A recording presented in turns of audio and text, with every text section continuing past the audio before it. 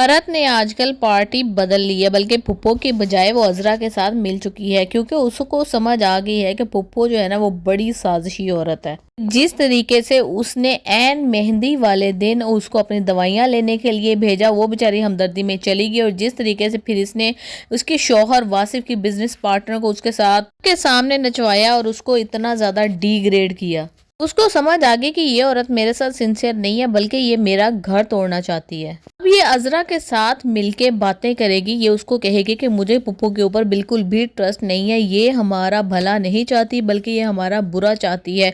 तो अजरा और भरत मिलकर पुप्पो की गैर मौजूदगी में जब उसके कमरे की तलाशी लेंगी तो उनको वो फाइल मिल जाएगी, जिसमें के जमाल साहब ने अपना घर अपनी फुप्पो माँ को गिफ्ट किया हुआ है। बल्कि उस फाइल के मुताबिक फुप्पो साहिबा ने वो घर कैश देकर खरीदा है।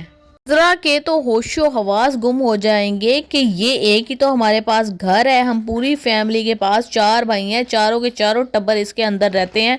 और अब ये जितनी मक्कार फुप्पो और इसकी बेटी सायरा है ना, ये हमें अभी बेघर करके ही छोड़ेगी। और यही बात मैं सबको पिट पिट के थक गई थी, लेकिन किसी ने मेरी बात का यकीन नहीं किया था। उसे याद आएगा किस तरीके से सायरा चबा चबा कर उनके ऊपर तंज मारती थी और ये सोचती थी अजरा कि इसकी इतनी हिम्मत कैसे आ गई, हमारे घर से ही खाती है और हम ही पे बातें करती है।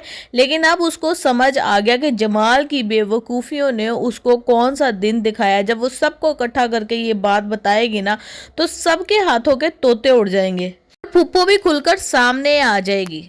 माल हैरान और परेशान हो जाएगा कि मुझे किसी इंसान को परखने में इतना ज़्यादा टाइम किस तरह से लग रहा है, मैं गलत कैसे हो सकता हूँ, इतनी मेरी एज हो गई है, बच्चे मेरे जवान हो रहे हैं और मैं एक इंसान को परख नहीं सका, उसको जान ही नहीं सका कि कितना बड़ा ये फ्रॉड है।